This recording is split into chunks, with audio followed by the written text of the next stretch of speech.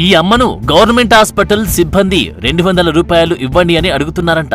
Doctors టైంకు రారు, కుక్క కాటుకు మందు ఉండదు, పాము కాటుకు మందు ఉండదు.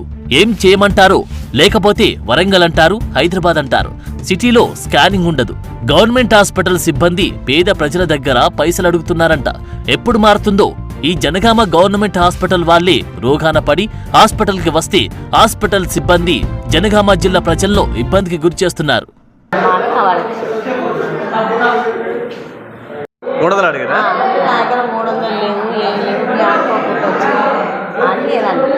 అలాగే వాళ్ళు 200 తెచ్చి అంటే నా దగ్గర 200 కూడా నాకు వాళ్ళు 5 వాళ్ళు ఉన్నారు, వాళ్ళు 9 గంటలకు వస్తారు అని చెప్పిన అంటే లేదు అక్కడ అలాగనే వీడు అవ్వకూడదు.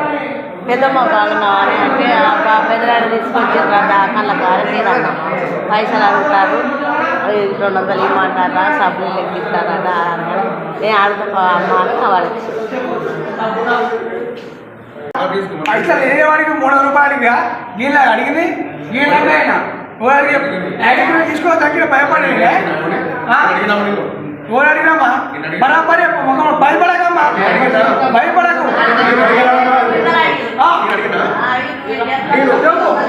ఇప్పుడు చెప్పు